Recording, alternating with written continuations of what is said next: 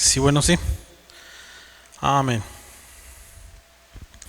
Bendiciones. Si van abriendo su Biblia en el libro de Oseas, continuamos con nuestro estudio en el libro de Oseas.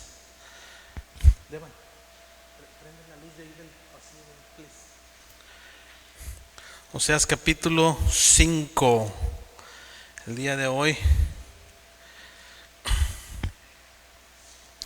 el texto clave para nuestro estudio el día de hoy, gracias Esteban, se encuentra en el texto 15. El texto 15, el versículo 15 del capítulo 5 dice: andaré y volveré a mi lugar hasta que reconozcan su pecado y busquen mi rostro. En su angustia me buscarán. Vamos a orar. Gracias te damos, bendito Padre Celestial. A ti sea toda la gloria, Señor bendito. Padre amado, ponemos delante tuyo nuestro pecado, Señor, y te pedimos perdón. Si hay algo que interfiera, Señor amado, contigo, Señor, en tu presencia, perdónanos, límpianos, bendito Padre Celestial. Haznos dignos de ti, mi Dios. Padre amado, nos ponemos delante tuyo, amado Espíritu Santo, y toma nuestra mente, corazón y cuerpo, bendito Dios, y ayúdanos y quita todo cansancio, toda enfermedad, todo aquello que interfiera para el estudio de tu palabra. Bendito Dios, te entregamos y descansamos todo en ti, mi Dios. Pedimos por los que están, Señor amado, en sus hogares, bendígalos también, Señor. Si hay alguien que viene en camino, bendígalo, tráigalo con bien. Padre amado, quedamos delante tuyo y ponemos desde ya toda petición delante tuyo. Lo rogamos y lo pedimos todo en el nombre maravilloso de tu Hijo amado Jesucristo. Amén y amén. La semana pasada estuvimos hablando acerca, ¿verdad?, de la culpa, un poquito acerca de cómo Dios culpa y pone responsabilidad a aquellas personas en autoridad. ¿Verdad? Básicamente este texto, el capítulo 15, ¿verdad?, básicamente vuelve a abarcar lo mismo acerca de la culpa de las personas en la autoridad. ¿Sí? Igualmente, no las personas dentro de el pueblo de Dios no se quedan sin castigo tampoco, no porque las personas en autoridad les lleven por el mal camino quiere decir que el pueblo se queda sin castigo, ¿verdad? Porque cada persona, ¿verdad?, Dios lo hace responsable. Al igual que la persona en autoridad, igualmente el pueblo de Dios también es culpable, ¿verdad? Cada uno, ¿verdad? Por ahí me recuerda, ¿verdad? No sé si a usted le recuerda esa historia del apóstol Pablo, cuando mandan ahí los líderes religiosos, mandan al apóstol a que ya no predique el evangelio. Y el apóstol, ¿verdad?, dice: ¿a quién he de obedecer? ¿A ustedes o a Dios? ¿Verdad? Entonces, cada uno de nosotros somos responsables delante de Dios a quien obedecemos. Puede que en su momento, en algún momento, alguno de nosotros nos podamos encontrar con malas autoridades, ¿sí? Pero eso no quiere decir que tenemos que seguir estas autoridades, ¿verdad? Porque Dios nos ha dado la libertad de escoger. ¿Sí? Encontramos la situación actual en los días de Oseas, ¿verdad? Que hay una ciudad, ¿verdad?, donde, más bien dicho, la ciudad a donde va su esposa Gomer, ¿verdad? Y Oseas va y la quiere comprar, ¿verdad? Va y la quiere rescatar y la compra de la prostitución, ¿verdad? Oseas piensa que esto va a salvar su hogar, ¿verdad? Sin embargo, ¿verdad?, a su esposa regresa a la prostitución, ¿verdad? En el paralelo encontramos, ¿verdad?, la misma situación con el pueblo de Dios, ¿verdad? A Cristo pagó, Dios paga el precio, ¿verdad?, en el Antiguo Testamento a través de un cordero por el pecado, mas sin embargo el pueblo vuelve al pecado, ¿verdad? En los días de hoy es la misma situación. Cristo pagó el precio en la cruz del Calvario, ¿verdad? Y al rato en un momento vamos a expandir más este punto. Y el pueblo, ¿verdad?, aún sigue regresando al pecado. Primera de Corintios capítulo 6 versículo 20 nos dice: porque habéis sido comprados con precio, glorificad pues a Dios en vuestro cuerpo y en vuestro espíritu, los cuales son de Dios, ¿verdad? Encontramos que nuestro cuerpo y el espíritu son de Dios, ¿verdad? Y muchas de las veces nos excusamos: es mi cuerpo, pero no, es de Dios, ¿sí? Y de esta misma manera el creyente, ¿verdad?, del Nuevo Testamento tiene la misma responsabilidad delante de Dios, ¿sí? Y hemos sido llamados para servir en la familia de Cristo, ¿verdad?, que es el novio de la iglesia, ¿sí?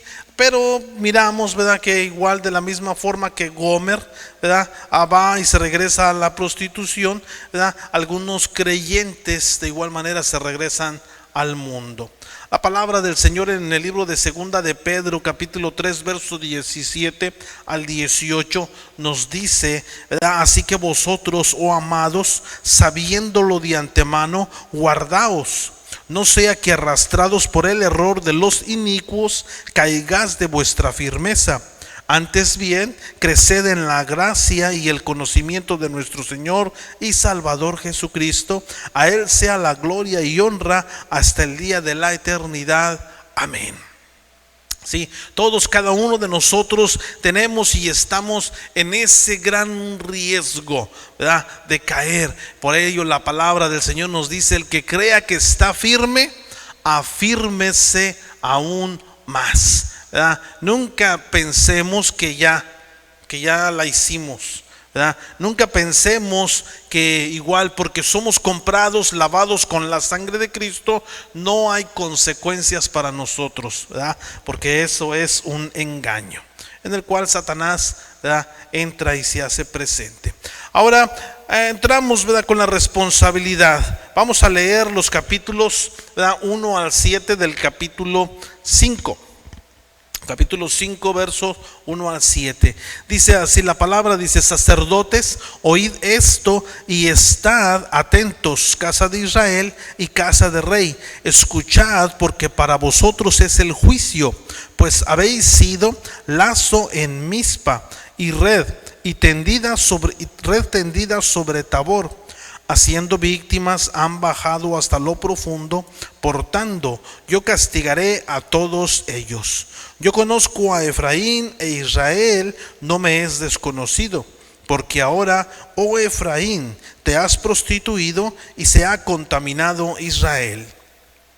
No piensan en convertirse a su Dios, porque espíritu de fornicación está en medio de ellos, y no conocen a Jehová.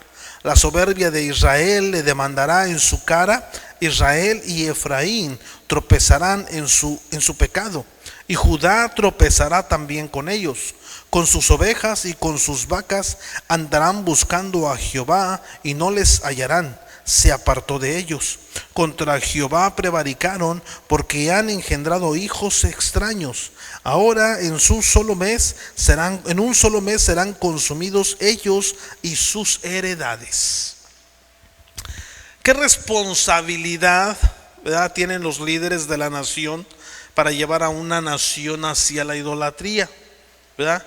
Pues obviamente, ¿verdad?, miramos que ninguna responsabilidad. Pero Dios juzgará específicamente a los líderes de cada nación, ¿verdad?, sobre todo los líderes religiosos, los líderes civiles, a causa, ¿verdad?, de que una nación, ¿verdad?, va siguiendo a sus líderes, ¿verdad? Y a los líderes tienen la responsabilidad de guiar al pueblo sobre la justicia de Dios, ¿verdad? Esto es algo que debe de ser notorio para todos y cada uno de nosotros. Todos y cada uno de nosotros debemos andar sobre la justicia de Dios. Muchas de las veces miramos, ¿verdad?, y cada uno de nosotros a nuestro parecer, ¿verdad? Hace rato el hermano Devan, ¿verdad?, leyó un texto donde dice que cada uno busca su parecer. Y eso es algo totalmente equivocado, buscar a nuestro parecer. Debemos de buscar andar conforme a la justicia de Dios.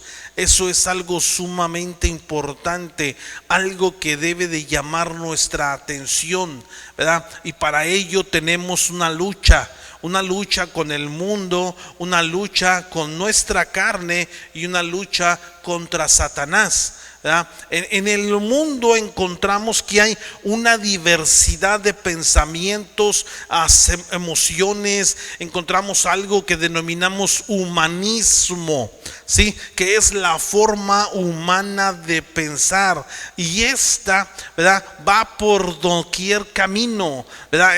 ¿Verdad? El humanismo es el que dice: es tu cuerpo y tú puedes hacer con él lo que quieras.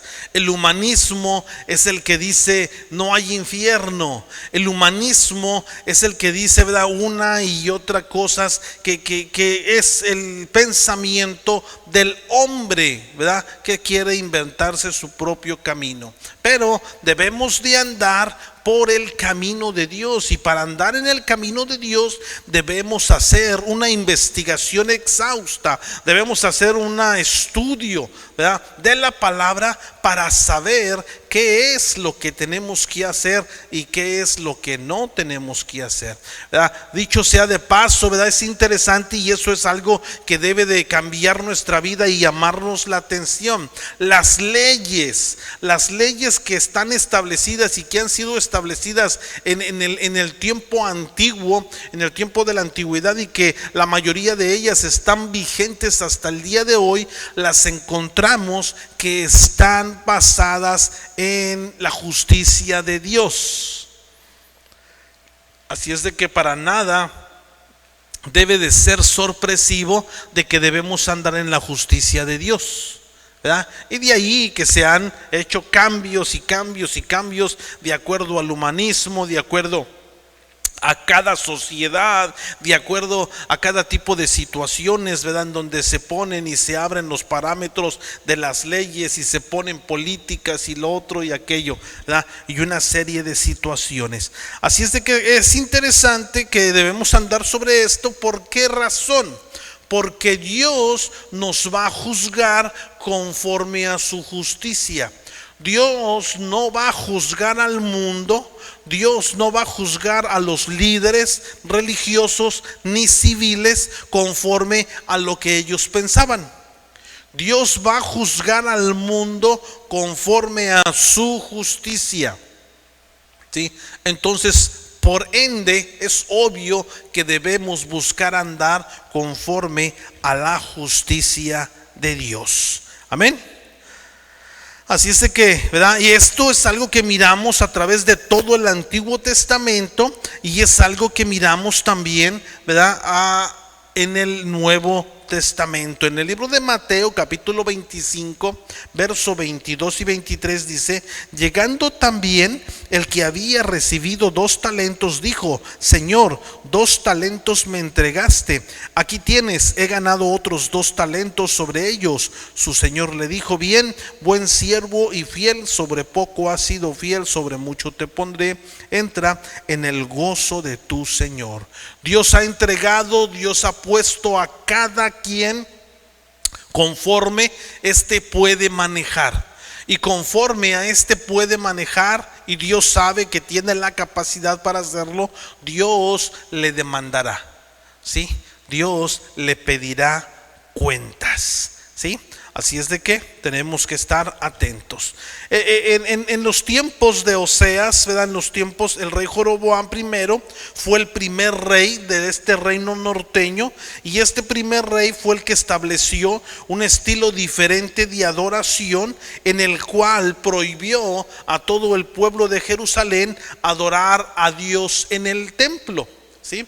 Esta historia la encontramos ahí en el libro de Segunda de Reyes, ¿verdad? Primera y Segunda de Reyes nos hablan acerca de todo el comportamiento de los reyes que hubo a través de la historia en el reinado de Judá y de Israel, ¿verdad? Aunque todos los líderes tenían esta responsabilidad, esta carga pesada sobre ellos, ¿verdad?, todas las personas de igual manera contribuyeron, ¿sí?, a haciéndose culpables, porque obedecieron y siguieron lo que el rey estaba permitiendo, ¿sí? Y esto se convierte en una culpa nacional, ¿sí? Y por lo tanto también, ¿verdad?, se hacen culpables de un juicio nacional, ¿verdad? En el versículo 1 encontramos la frase que dice: habéis sido lazo en Mizpa y red tendida sobre Tabor.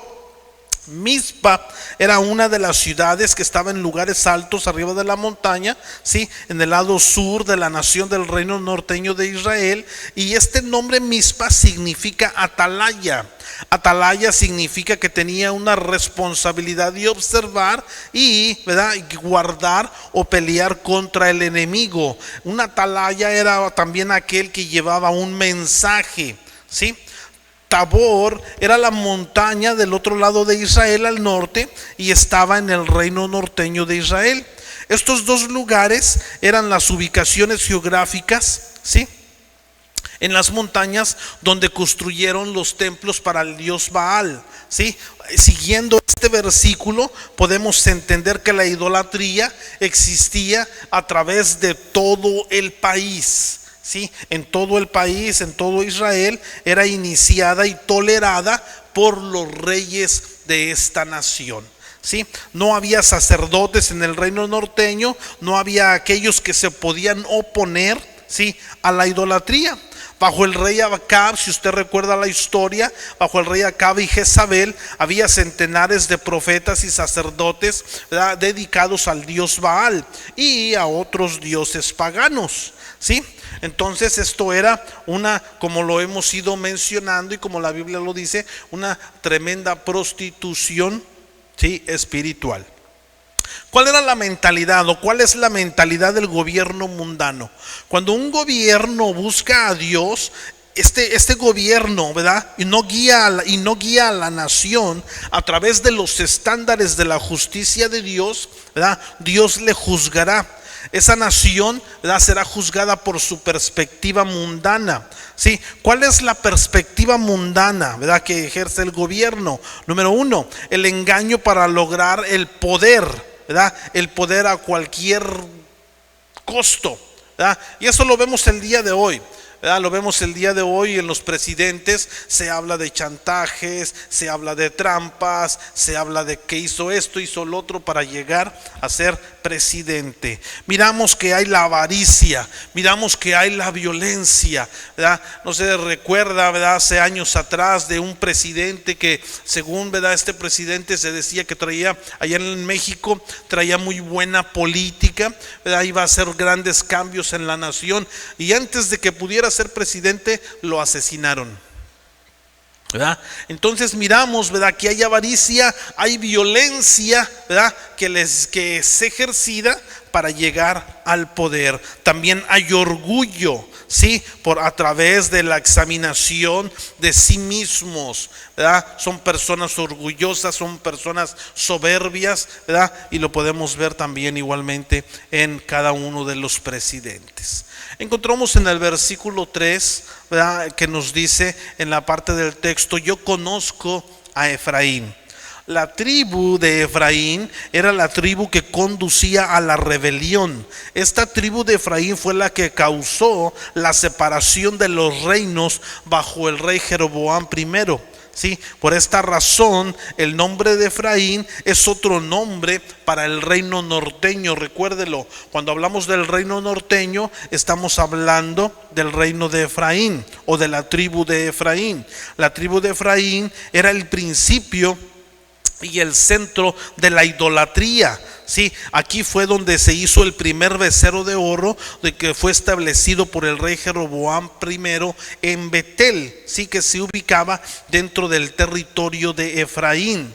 Sí, recuerde que la semana pasada estuvimos hablando que Betel significa la casa de Dios, pero a través de la idolatría Dios llama a este lugar Betabén, que significa la casa de maldad. El segundo centro de idolatría estaba en Samaria, que se ubica dentro del territorio de Efraín. Este centro de religión falsa, sí, es el mismo centro donde Jesucristo iba. Y se recuerda usted ahí en el capítulo Juan, en el libro de Juan capítulo 4, donde Jesucristo, habla con la samaritana, sí. Ese es el mismo lugar. Eventualmente todas partes del libro norteño y el reino sureño, ¿verdad?, se corrompieron, sí, por la idolatría. Por lo tanto, Dios debe de juzgar estos dos reinos, al norte del sur y al norte, ¿sí? Pero esto, ¿verdad? Como hemos ido mirando, no ocurrió en el mismo año. Dios juzgó al reino sureño hasta 135 años después, ¿verdad?, que el reino norteño. El último caso en donde los israelitas buscarían a Dios, pero descubrían que Dios se había retirado de ellos. Sí, se recuerda que la semana pasada hablamos, ¿verdad?, que la presencia de Dios abandonó el templo. Sí, entonces descubren que ya no hay, ¿verdad?, Dios, que ya se había retirado de ellos. Miramos aquí un principio espiritual. Recuerde, cada vez que hablamos de un principio espiritual, eso quiere decir que es un principio para nosotros hoy todavía. Recuerde, usted se va a encontrar muchas de las veces con personas que dicen que el Antiguo Testamento ya no es para nosotros. Y eso es mentira, porque dentro del Antiguo Testamento seguimos encontrando principios espirituales que están vigentes para nosotros hasta el día de hoy. Ya no es en una forma. En el Antiguo Testamento era algo, ¿verdad?, que se llevaba a cabo físicamente. Ahora, ¿verdad?, se lleva a cabo en este tiempo neotestamentario de una forma espiritual. Por lo tanto, por eso lo llamamos un principio espiritual o un principio del reino. ¿Sí? Entonces, en esto que hemos estado hablando nos abre un paréntesis para un principio espiritual, en el cual encontramos que es posible cruzar una línea espiritual de la cual ya no hay regreso. ¿Sí?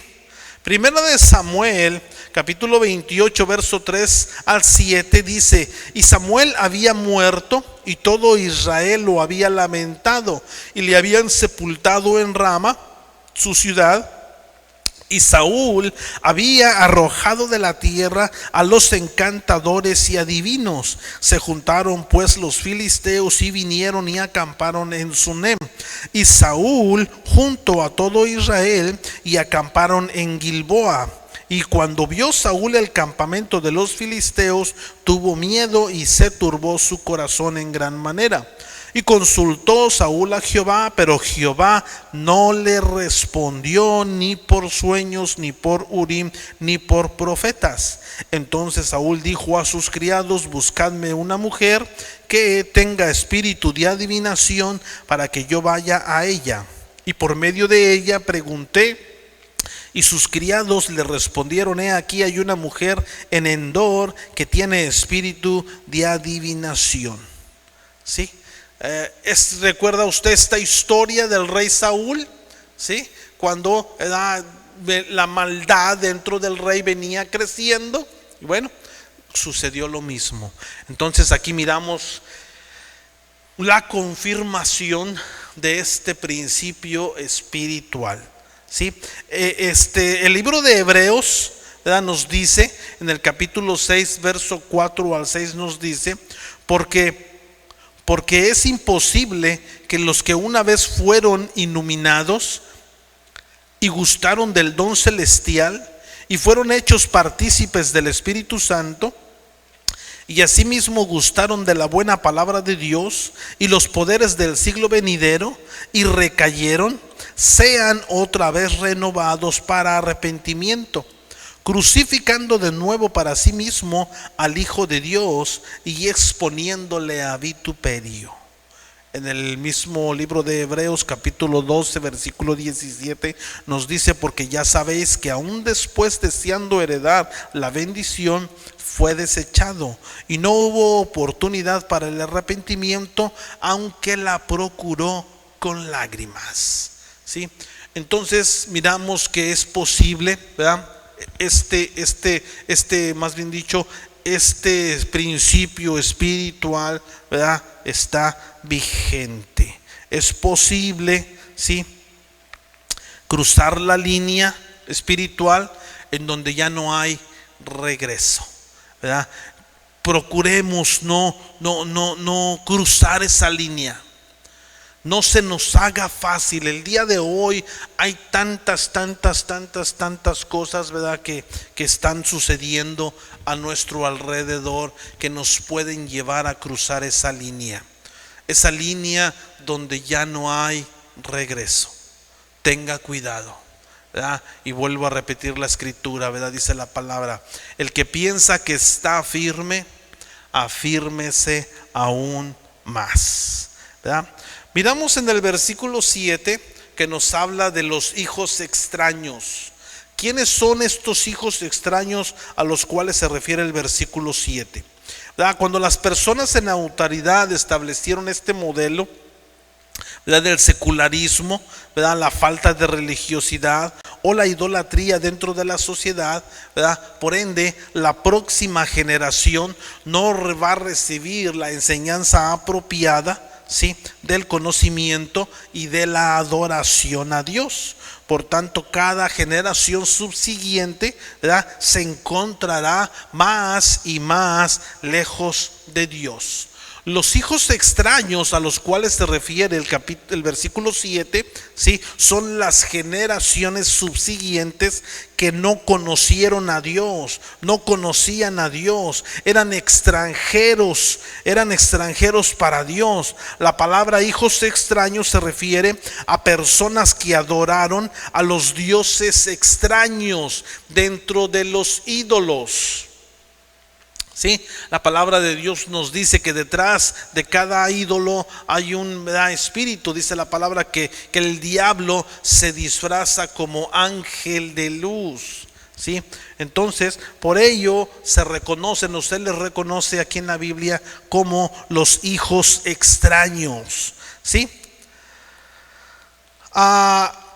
Miramos en el versículo 7 la siguiente parte que dice: ahora en un solo mes serán consumidos y ellos y sus heredades. ¿Sí? Miramos que viene la destrucción. Esta destrucción sería rápidamente, ¿verdad? Esto era algo que sucedería rápidamente. Vendría la destrucción para Israel. Amén. ¿Hasta aquí alguien tiene alguna pregunta o algún comentario? ¿Nadie? Vamos a leer los siguientes versos del versículo 8 al 14. Dice la palabra del Señor así, dice: tocad bocina en Gaba, trompeta en Rama, sonad alarma en Bet-aven. Tiembla, oh Benjamín, Efraín será asolado en el día del castigo. En las tribus de Israel hice conocer la verdad. Los príncipes de Judá fueron como los que traspasan los linderos. Derramaré sobre ellos como agua mi ira. Efraín es vejado, quebrantado en juicio, porque quiso andar en pos de vanidades. Yo pues seré como polilla a Efraín y como carcoma a la casa de Judá. Y vendrán Efraín y su enfermedad y Judá su llaga. Irá entonces Efraín a Asiria y enviará al rey Jareb, mas él no os podrá sanar ni os curará la llaga, porque yo seré como león a Efraín y como cachorro de león a la casa de Judá. Yo arrebataré y me iré, tomaré y no habrá quien liberte. Miramos aquí, ¿verdad?, las ciudades de Gaba, Rama, Bet-aven, sí, que es Betel. Todas estas ciudades se refiere a Betel. Estas eran 3 ciudades que se ubicaban dentro del reino del norte, sí, inmediatamente, ¿verdad?, después de Jerusalén. Gaba y Rama eran las ciudades estratégicas dentro del territorio que Dios había dado a la tribu de Benjamín. Las tribus de Benjamín y de Judá eran las 2 tribus dentro del reino sureño. Betel, que significa la casa de Dios, ¿verdad? Recuerde que había cambiado a Bet-aven, la casa de la maldad. Esta era una ciudad estratégica dentro del territorio de Dios que Dios había dado a Efraín. Y esta ciudad conducía la rebelión, ¿verdad?, al separar al reino en 2 naciones. Por lo tanto, la advertencia que es dada aquí, ¿verdad?, para ambos reinos del norte y del sur, Dios advierte al pueblo, ¿sí?, y los reprende por su idolatría, ¿sí? Pero ellos no escucharon, ¿sí? De igual manera, encontramos aquí otro principio del reino. Antes que Dios envía un juicio o castigo, siempre primeramente Dios da una advertencia. ¿Sí? Dios no trae un juicio inminente así rápido sin antes dar una advertencia, ¿sí? Y lo hemos sabido, ¿verdad? En muchos lugares donde ha habido desastres naturales, donde ha habido situaciones que han venido, ¿verdad? Hemos conocido que Dios ha mandado advertencias antes. ¿verdad? Las personas que no viven, no buscan vivir dentro de los parámetros de Dios, para muchas de estas esto es conocido, y muchas de estas dicen: no, Dios no existe porque pasa esto allá, porque pasa esto acá, porque pasa esto acá. Pero Dios manda advertencias, ¿sí? Dios manda advertencias. Afortunadamente, estas advertencias se tardan después del pecado, después de la idolatría, después de la decadencia, ¿sí? Dios tarda su ira dentro de su misericordia y de su amor, esperando el arrepentimiento. Sí, pero llega un momento en el que Dios pierde la paciencia, por decirlo así de alguna manera, donde Dios pierde la paciencia, y entonces es cuando viene, sí, esta situación del castigo. Este principio lo miramos a través de todo el Antiguo Testamento, y este principio es verdad para todas las vidas de cada uno de nosotros como los creyentes del Nuevo Testamento. ¿Sí? Miramos que en el verso 9 nos dice el día del castigo. Esta frase se refiere al tiempo del castigo extremo, ¿sí? Para el pueblo de Dios. Esta frase tiene un significado profético. ¿Cuál es ese significado? Primeramente nos habla acerca del primer cumplimiento del castigo extremo en los días de Oseas, ¿sí? Que fue la destrucción del reino sureño en el año 586 antes de Cristo. ¿Sí? Después nos habla del segundo cumplimiento del castigo extremo al pueblo de Dios, los judíos, donde los judíos sufrieron destrucción de Jerusalén y el templo en el año 70 después de Cristo, ¿sí? Por los romanos. Entonces, mire, mientras las profecías bíblicas tienen un cumplimiento doble, pudiéramos decir que aquí la profecía ya se cumplió. ¿Sí? Pero cuando hay otra profecía similar dada entre el primer cumplimiento y el segundo cumplimiento, tiene que tener dos cumplimientos subsiguientes después de esto. ¿En dónde encontramos la profecía que está en medio de estas dos profecías? En Mateo 24, versículo 16-21, dicha por el Señor Jesucristo. El Señor Jesucristo dijo: entonces los que estén en Judea huyan a los montes, y el que esté en la azotea no descienda para tomar algo de su casa, y el que esté en el campo no vuelva atrás para tomar su capa. Mas ay de las que estén encintas y de las que críen en aquellos días. Orad pues que en vuestra huida no sea en invierno ni el día de reposo, porque habrá entonces gran tribulación, cual no la ha habido desde el principio del mundo hasta ahora, ni la habrá. ¿Sí? Jesucristo dijo esta profecía antes que los romanos, 70 años antes que los romanos destruyeran Jerusalén. Por lo tanto, el primer cumplimiento de esta profecía, si de Jesucristo, es de 70 años después de Cristo. El segundo cumplimiento de la profecía de Jesucristo será en el periodo de la tribulación que vendrá, ¿sí? Que está por venir en cualquier momento. Más bien dicho, que va a cumplirse, o va a comenzar, mejor dicho, el principio de la tribulación. En el versículo 10 nos dice: los que traspasan los linderos. La tribu de Judá, que representaba al reino sureño, esta trataba de mover las líneas dentro del reino del sur y dentro del reino del norte. El territorio específico que fue dado por Dios para cada tribu, ¿sí? Dentro de todo esto había una maldición para cualquier persona que quisiera o que cambiara estas líneas. En el libro de Deuteronomio 19:14 dice: en la heredad que poseas en la tierra que Jehová tu Dios te da, no reducirás los límites de la propiedad de tu prójimo que fijaron los antiguos. Deuteronomio 27:17 dice: maldito el que redujere el límite de su prójimo, y dirá todo el pueblo amén. ¿Sí? Entonces esta acción de aprovecharse, ¿sí?, de un grupo dentro de su propio pueblo causaba el enojo de Dios en contra de Judá. Aunque la nación ya había sido dividida en dos reinos, el reino norteño que se llamaba Efraín y el reino del sur que se llamaba Judá, Dios consideraba a ambas naciones como un solo pueblo, ¿sí?, su pueblo. ¿Por qué? Dice el versículo 11: ¿por qué quiso andar en pos de vanidades? El pueblo del reino norteño obedecía el mandamiento de Jorboam I para adorar los becerros de oro colocados en Betel y en Dan, ¿sí? Lo leemos ahí en la historia en Primera de Reyes, todos los capítulos. En el versículo 12 nos dice: la polilla en Efraín y la carcoma en Judá. Mire qué interesante.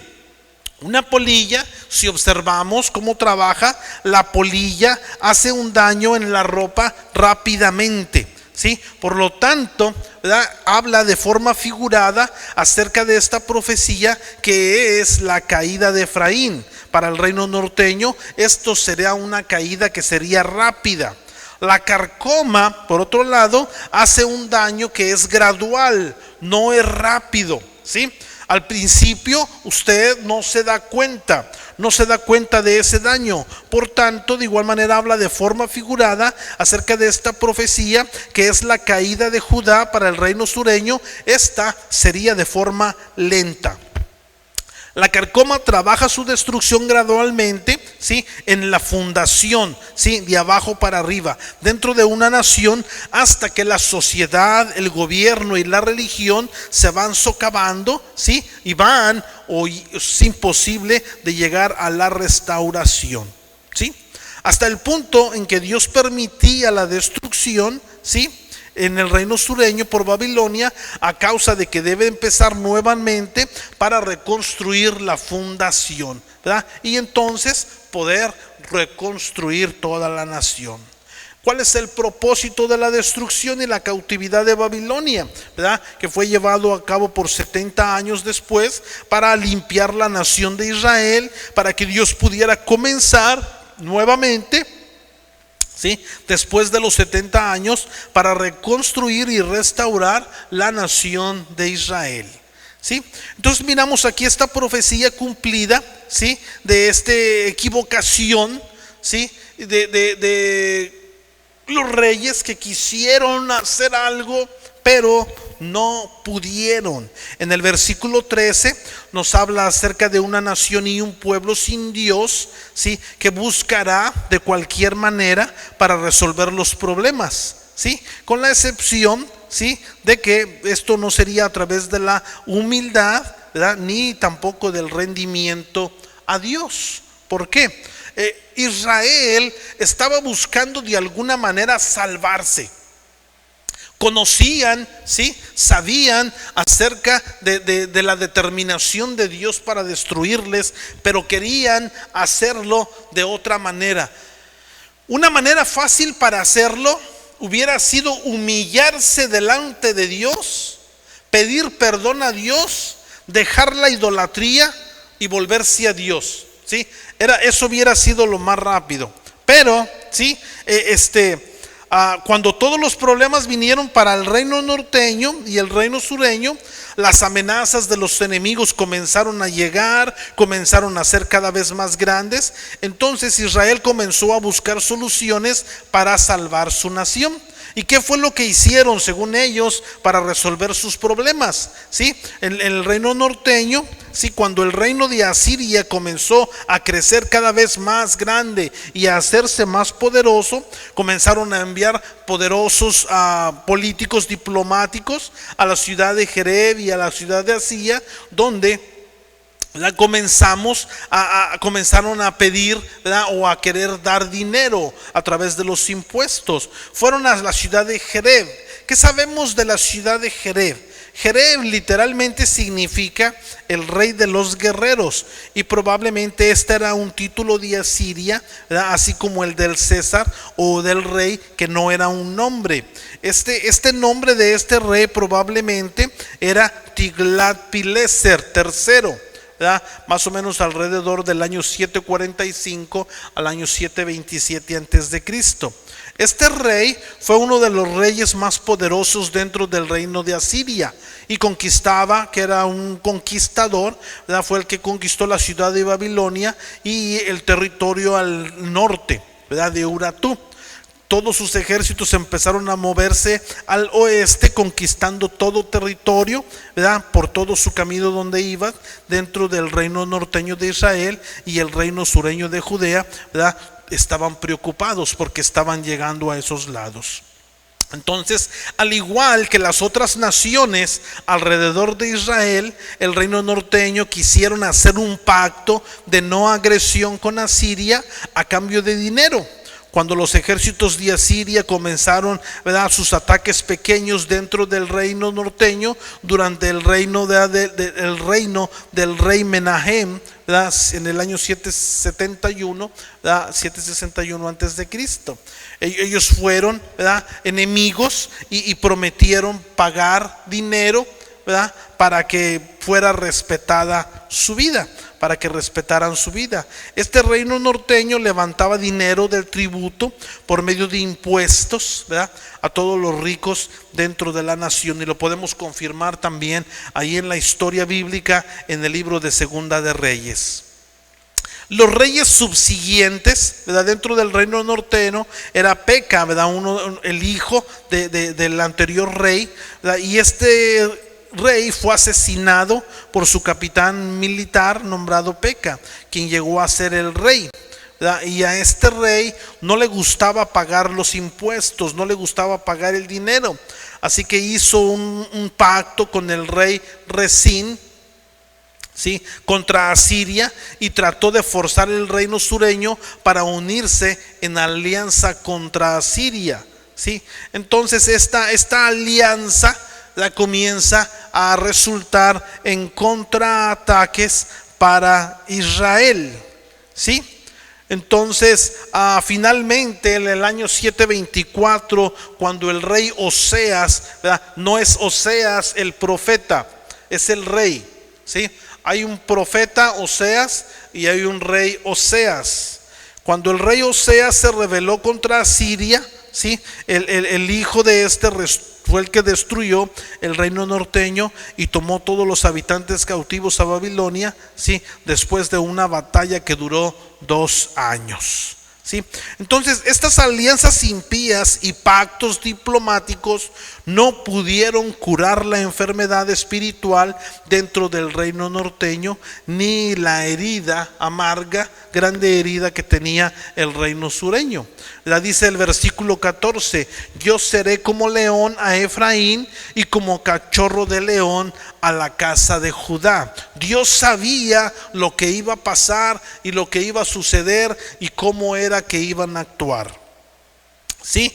¿Qué significa este texto? Dios permitía la destrucción del reino norteño. Cuando el reino sureño veía la destrucción del reino norteño, debía de haber una advertencia. Sí, ellos debieron de ver la advertencia que Dios: ya estoy llegando, la destrucción está por llegar, ¿verdad? Mas sin embargo, ¿verdad?, por los mismos pecados que existieron en Efraín, los mismos existían en Judá.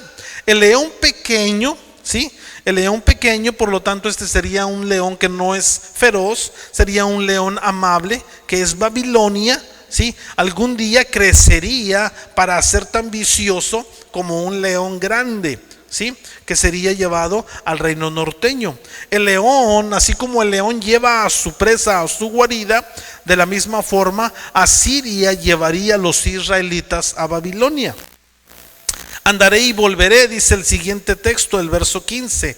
Andaré y volveré a mi lugar hasta que conozcan su pecado y busquen mi rostro. En su angustia me buscarán.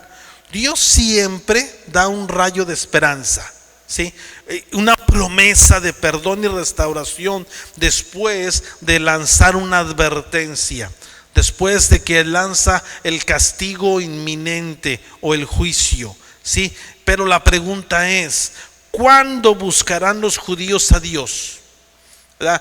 Ya miramos que no fue posible. No buscaron a Dios, puesto que hasta el día de hoy Israel no es un país que busca a Dios, ¿sí? No buscaron a Dios, no se arrepintieron, la profecía se cumplió, no hicieron casos a las advertencias. Y bueno, se llevó a cabo lo que el Señor mandó decir con sus profetas, ¿sí?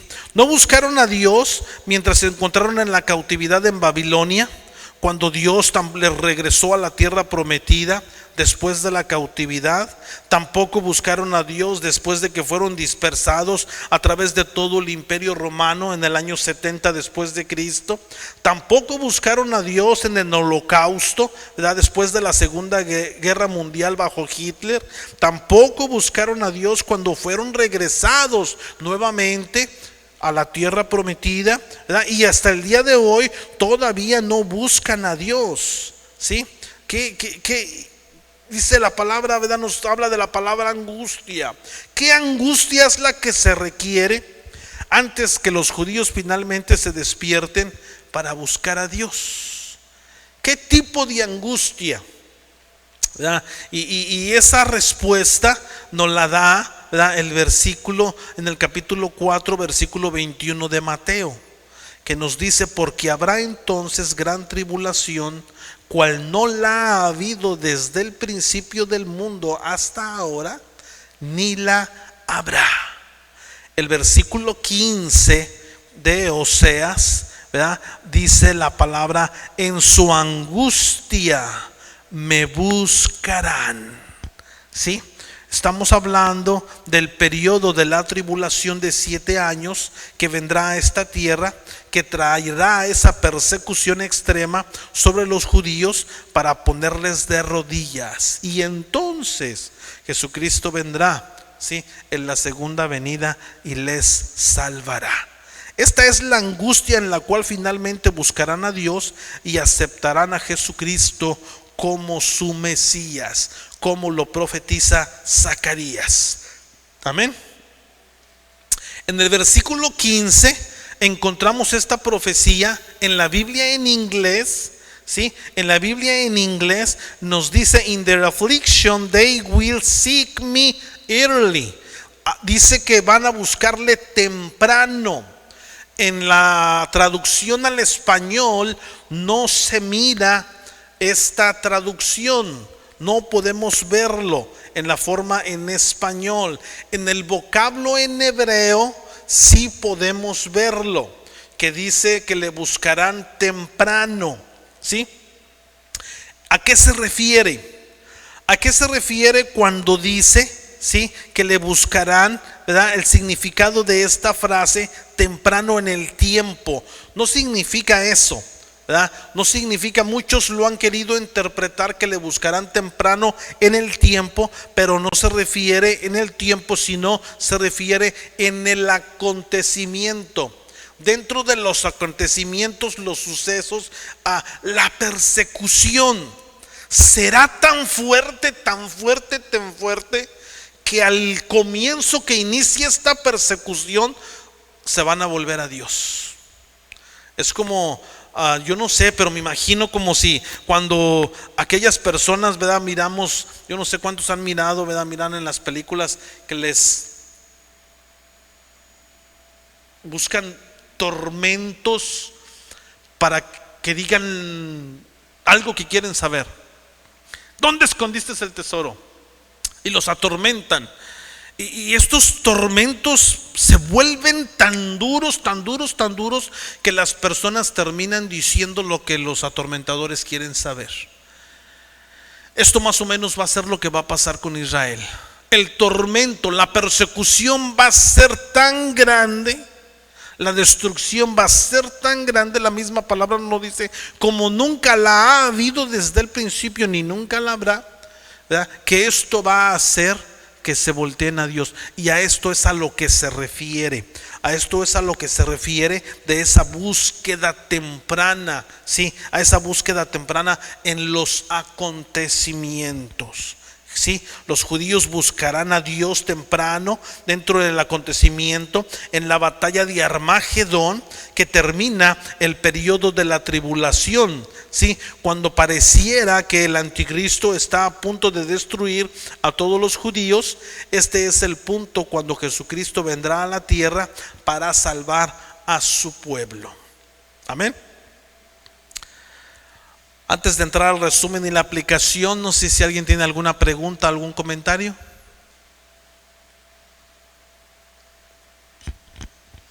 ¿Nadie? Entramos al resumen y la aplicación. ¿Cuál es la actitud básica de Dios hacia una nación que no le reconoce? ¿Sí? Dios permite las consecuencias del pecado, ¿sí? Para llevar la destrucción. Recuerde, es como, ¿verdad? Decimos, ¿verdad? Simple matemática, ¿verdad? 2 más 2 son 4, ¿sí? El pecado trae muerte. El pecado trae destrucción. Lo hemos mirado, la semana pasada estuvimos hablando, el principio, lo que se siembra, se cosecha, ¿ok?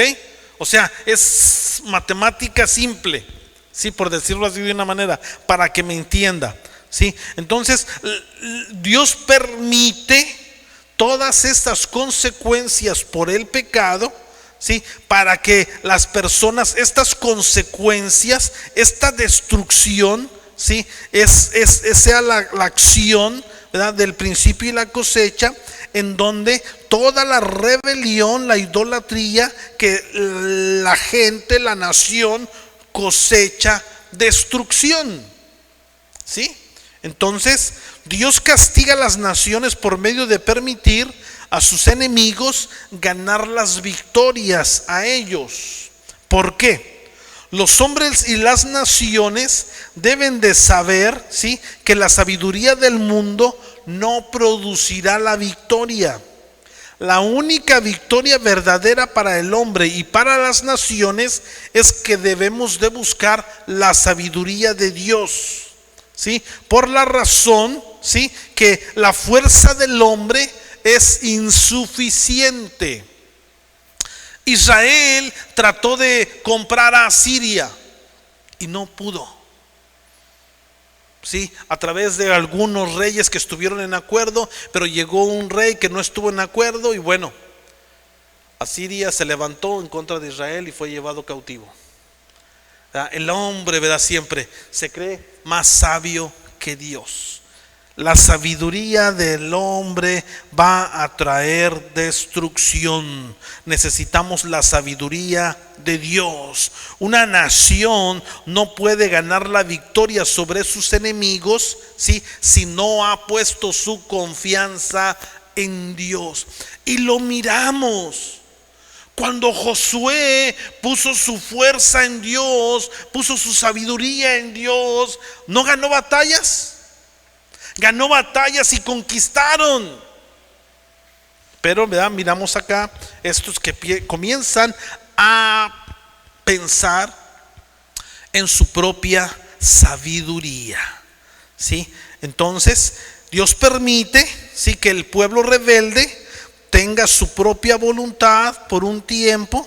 Después, ¿verdad?, el hombre, las naciones deben aprender a través de las consecuencias, ¿sí?, la rebelión de una manera dura por medio de la derrota, ¿sí? Dios permite la destrucción, ¿verdad?, aunque sean los pueblos de Dios. ¿Por qué? El mayor engaño, fíjese bien, El mayor engaño dentro del pueblo de Dios en el Antiguo Testamento y en la actualidad es que solamente porque somos el pueblo de Dios, Él evitará que su pueblo sea castigado o castigado por el pecado. Este es el mayor engaño dentro del pueblo de Dios. ¿Sí? Muchas personas, cuando estoy hablando de personas, estoy hablando de creyentes. Muchos creyentes dentro de las iglesias piensan que porque le pertenecen a Dios, que porque son de Dios, Dios va a evitar las consecuencias por su pecado. Y esto es mentira. ¿Sí? La palabra de Dios nos dice: todo lo que el hombre siembra, eso cosechará. Entonces dejemos de estarnos engañando. ¿Sí? Dice la palabra de Dios en Primera de Pedro capítulo 4 versículo 17, dice: porque es tiempo de que el juicio comience por la casa de Dios. Y si primero comienza por la casa de nosotros, ¿cuál será el fin de aquellos que no obedecen, al evangelio de Dios? ¿Sí? Imagínense. Aunque formemos parte del pueblo de Dios, ¿verdad?, no estamos hablando de salvación. ¿Sí? Usted es salvo, pero hay consecuencias por el pecado. ¿Sí? Así es de que tarea, usted tiene la tarea ahí en su hojita, ¿verdad? Y le leo una pregunta: ¿cuáles son las áreas de pecado y de rebelión en su vida? Reflexione en ello. ¿Cuáles son las áreas de pecado y rebelión en su vida? Y recuérdese, no cruce la línea. No cruce la línea. Por ello la palabra de Dios siempre nos dice: humíllate en la presencia del Señor. Humíllate. Ven a Él. ¿Sí? Así es de que lo dejo con ese pensamiento. Reflexione, piense y venga. Bueno, si usted se arrepiente, venga a Él. El Señor está con sus brazos abiertos. La palabra del Señor nos dice que el que a Él viene, Él nunca le echa fuera. Amén. Así es de que acerquémonos al trono de su gracia para alcanzar misericordia. Vamos a orar y entregamos el tiempo a nuestra hermana Elvia, que nos va a llevar en el tiempo de oración. Gracias te damos, bendito Padre Celestial. A ti sea toda la gloria, a ti sea toda la honra, mi Dios bendito. Gracias, Padre, por lo que tú has hecho, por lo que estás haciendo en nuestras vidas. Y te pedimos que nos ayudes. No permitas que el enemigo en el área de nuestra mente, Señor bendito, nos engañe con pensamientos que no forman parte, Señor amado, de los principios contenidos en tu palabra, con pensamientos que no obran tu justicia. Señor amado, ayúdanos, Padre amado, y ayúdanos a soportar, si es que hemos pecado, las consecuencias de nuestro pecado, y que no nos hagan declinar, no nos hagan cruzar la línea, no nos hagan volvernos al mundo. Padre amado, bendito Dios, tu palabra, Señor amado, que no vuelva a ti vacía en nuestras vidas. Bendito Dios, te damos la gloria, la honra, la alabanza, y ponemos delante tuyo todas las peticiones que han sido declaradas, que nuestra hermana Elvia estará orando, intercediendo. Nos ponemos en acuerdo, Señor amado, y las recibimos por fe para la gloria de tu nombre. Lo oramos todo en el nombre maravilloso de tu Hijo amado Jesucristo. Amén y amén. Gloria sea al Señor.